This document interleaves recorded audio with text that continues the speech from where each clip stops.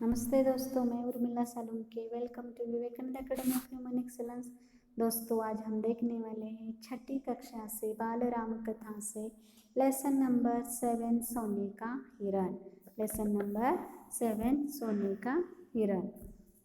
राम कुटी से निकलते देखकर मायावी हिरण कुलांचे भरने लगा। राम को कुटी से निकलते देखकर मायावी हिरण कुलांचे भरने लगा। कुलांचे भरना बहुत तेज दौड़ना। राम को बहुत छकाया। छकाना मतलब थकाना। झाड़ियों में लुकता छिपता भागता वह राम को कुटी से बहुत दूर ले गया। राम जब भी उसे पकड़ने का प्रयास करते, प्रयास यानी प्रयत्न, वह भागकर और दूर चला जाता। हिरण चालाक था। वह इतनी दूर कभी नहीं जाता था कि पहुंच से बाहर लगे।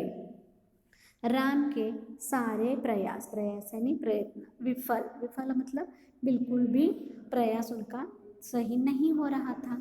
वे हिरण को पकड़ नहीं पाए। उन्होंने उसे जीवित पकड़ने का विचार त्याग दिया।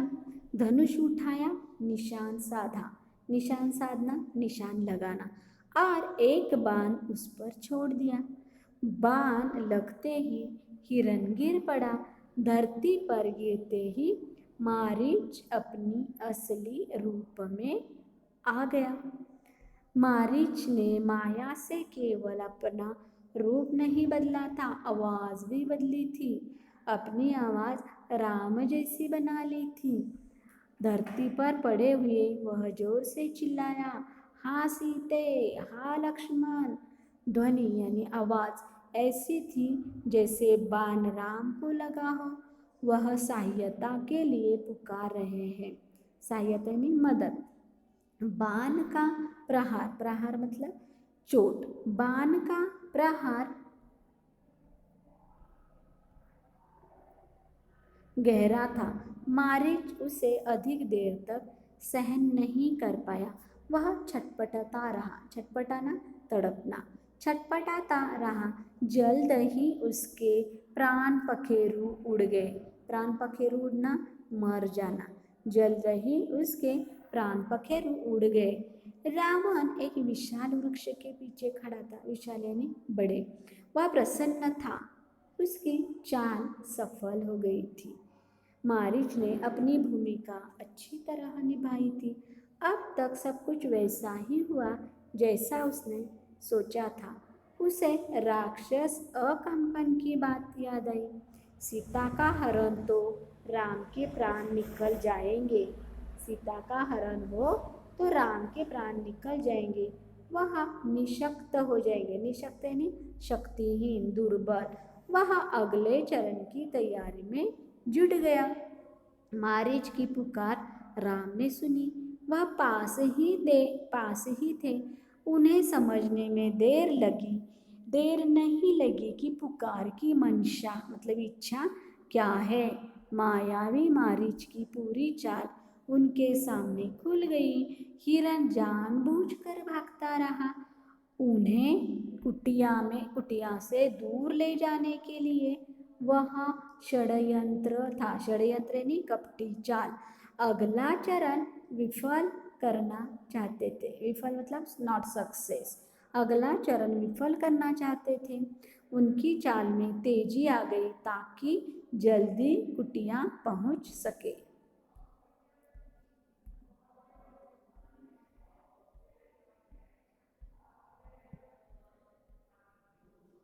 वह मायावी पुकार सीता और लक्ष्मण ने भी सुनी। लक्ष्मण उसका रहस्य तत्काल समझ गए। तत्काल इमीडिएटली।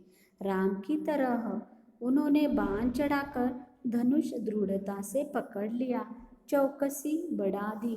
वे राक्षसों की अगली चाल का सामना करने की, चौकसी यानी सावधानी।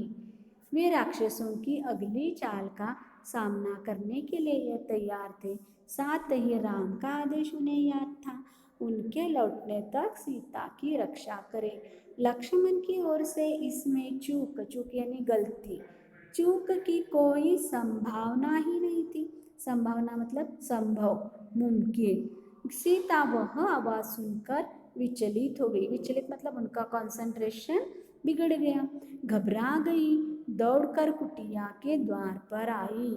उन्होंने लक्ष्मण से कहा, तुम जल्दी जाओ, जिस दिशा से आवाज आई है उसी ओर। तुम्हारे भाई किसी कठिन संकट में फंस गए हैं, उन्होंने सहायता के लिए पुकारा है। उनकी ऐसी कातर, कातर मतलब दया वाली, कातर आवाज मैंने कभी नहीं सुनी। जाओ लक्ष्मण, जल्दी। आप चिंता न करें माते। लक्ष्मण ने सीता को आश्वस्त करना मतलब भरोसा दिलाना, सीता को आश्वस्त करते हुए कहा, राम संकट में नहीं है, हो ही नहीं सकते, उनका कोई कुछ बिगाड़ नहीं सकता। हमने जो आवाज सुनी वह बनावटी है, मायावी राक्षसों की चाल है।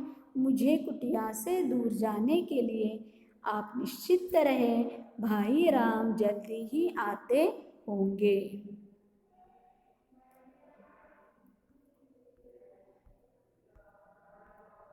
सीता क्रोध से उबल पड़ी। उबल पड़ना बहुत गुस्सा आना। लक्ष्मण का इस घड़ी में इतना शांत होना उन्हें समझ में नहीं आया। राम की आवाज सुनकर भी वे यहीं खड़े हैं, सहायता के लिए नहीं गए। सीता को इसके पीछे षड्यंत्र दिखाई दिया। षड्यंत्र मतलब किसी के विरुद्ध गुप्त रूप से की जाने वाली कार्रवाई। लक्ष्मण की चाल, लगा कि लक्ष्मण राम का भला नहीं चाहते, उनके हितैषी, हितैषी मतलब उनका हित चाहने वाले नहीं हैं, चाहते हैं कि राम न रहे, मारे जाए, ताकि राजपाट उन दोनों का हो जाए, उनके रास्ते का कांटा निकल आए। तुम्हारा मन पवित्र नहीं है, कलुषित है। कलुषित यानी अपवित्र, पाप है उसमें। मैं समझ सकती हूँ कि तुम अपने भाई की सहायता के लिए क्यों नहीं जा रहे हो। सीता ने यहाँ तक कह दिया कि कहीं वे भरत के गुप्तचर तो नहीं है। गुप्तचर यानी जासूस। सीता की बातों से लक्ष्मण को गहरा आघात यानी चोट पहुंची। उनका हृदय छलनी हो गया। हृदय छलनी होना बहुत दुख होना, बहुत दुखी होना। पर उन्होंने पलटकर उत्तर नहीं दिया, संयम बनाए रखा, सिर झुकाकर सब चुपचाप सुन लिया। वे सीता की पीड़ा यानी दर्द समझ पा रहे थे, केवल इतना बोले, हे देवी, यह राक्षसों का छल यानी कपट है। खरदूषण के मारे जाने के बाद वे बौखला गए हैं। बौखलाना मतलब क्रोध में आकर कुछ भी बातें करना, कुछ भी करना। आप उनकी चाल में न आए, वे कुछ भी कर सकते हैं। मुझ पर विश्वास करें, राम को कुछ नहीं होगा।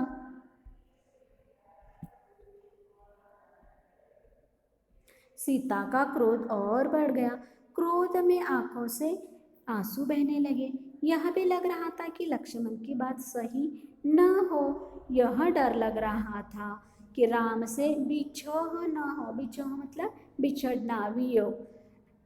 उन्होंने कहा, राम से बिछुड़कर मैं नहीं रह सकती, मैं जान दूंगी। हे लक्ष्मण, तुम उन्हें लेकर आओ। लक्ष्मण राम के लिए राम की आज्ञा का उल्लंघन, उल्लंघन करना मतलब बात न मानना। उन्होंने सीता को प्रणाम किया और राम की खोज में निकल पड़े। लक्ष्मण के जाते ही रावण आ पहुंचा, तपस्वियों जैसा जटाजूट, वैसे ही वस्त्र। सीता ने उसे साधु समझकर उसका स्वागत किया। रावण ने सीता के स्वरूप, संस्कार और साहस की प्रशंसा की। उसने सीता का परिचय प्राप्त करने के बाद कहा, सुमुखी मतलब सुंदर मुख वाली, मैं रावण हूँ, राक्षसों का राजा, लंकाधिपति। मेरा नाम लेने पर लोग थरथरा उठते हैं। थरथराना मतलब घबराना। लेकिन तुम सुंदरी हो, सबसे अलग हो। तुम्हारे लिए मैं स्वयं चल कर आया हूँ। मेरे साथ चलो, सोने की लंका में रहो, मेरी रानी बनकर। सीता क्रोधित हो उठी, कहा, मैं प्राण त्याग दूंगी, लेकिन तुम्हारे साथ नहीं जाऊंगी। मैं राम की पत्नी हूँ। वे महाबलशाली है मतलब बहुत बलवान है। तुम्हें उनकी शक्ति का अनुमान नहीं है।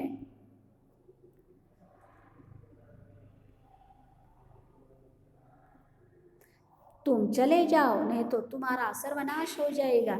रावण ने सीता की बात अनसुनी कर दी, खींचकर उन्हें रथ में बैठा लिया। सर्वनाश मतलब क्या? सब कुछ नष्ट होना। अनसुनी करना मतलब बिल्कुल भी उनकी बातों पर ध्यान नहीं देना।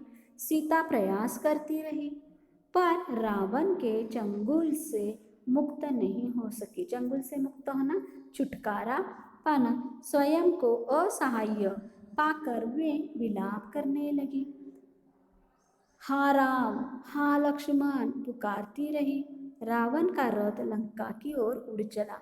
मार्ग में वे पशुओं, पक्षियों, पर्वतों, नदियों से कहती जा रही थी कि कोई उनके राम को बता दे, रावण ने उनका हरण कर लिया है। गिद्धराज जटायु ने सीता का विलाप सुना। विलाप सुना मतलब उनकी दुख भरी बातें। उसने ऊंची उड़ान भरी, रावण के रथ पर हमला कर दिया। वृद्ध गिद्धराज ने रथ क्षत विक्षत कर दिया। क्षत विक्षत मतलब घायल। रावण को घायल कर डाला। क्रोध में रावण ने जटायु के पंख काट दिए। जटायु अब उड़ नहीं सकता था, वह सीधे धरती पर आ गिरा। रावण का रथ टूट गया था, उड़ान नहीं भर सकता था। उसने तत्काल सीता को अपनी बाहों में दबाया और दक्षिण दिशा की ओर उड़ने लगा।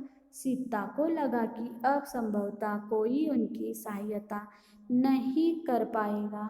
उनका बचाव केवल एक ही था, राम को किसी तरह समाचार मिल जाए।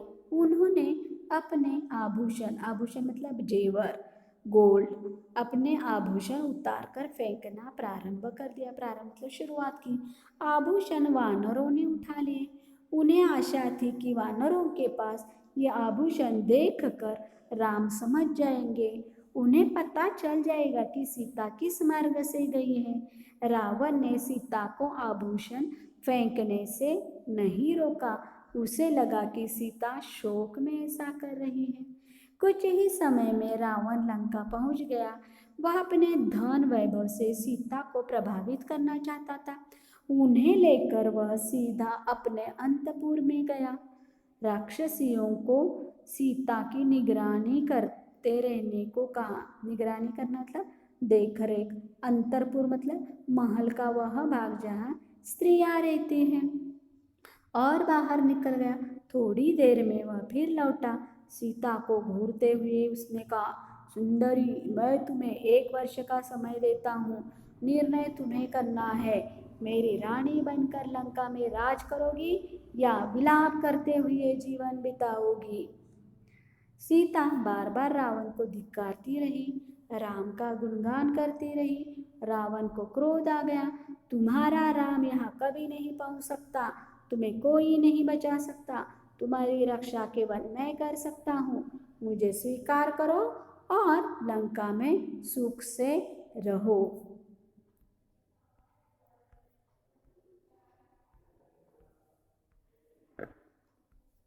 पापी रावण, राम तुझे अपनी दृष्टि से जलाकर राख कर सकते हैं।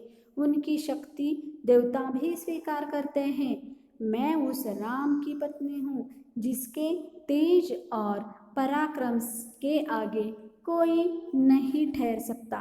तेरा सारा वैभव मेरे लिए अर्थहीन है। तूने पाप किया है। राम के हाथों तेरा अंत निश्चित है। राम की इतनी प्रशंसा सुनकर रावण कुछ चिंतित हो गया।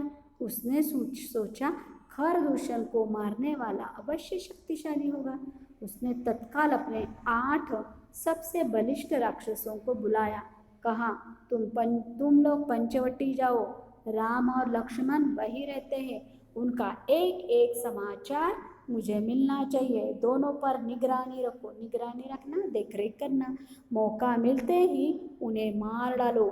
उधर सीता को पाने के लिए रावण ने अपनी योजना बदली। उन्हें अंतपुर से निकालकर अशोक वाटिका में बंदी बना दिया। पहरा कड़ा कर दिया गया था। राक्षस राक्षसियों को स्पष्ट निर्देश यानी ऑर्डर निर्देश थे, सीता को किसी तरह का शारीरिक कष्ट न हो, इसके मन को दुख पहुंचा हो, अपना अपमानित करो, लेकिन सीता को कोई हाथ न लगाए।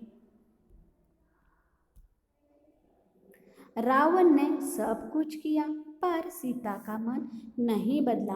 वे बार बार राम का नाम लेती थी, शेरों के बीच हिरने की तरह बैठी रहती थी, डरी सहमी रो रो कर दिन काट रही थी। सोने के हिरन ने उन्हें सोने की लंका में पहुंचा दिया था। यहाँ से उन्हें राम ही बचा सकते थे।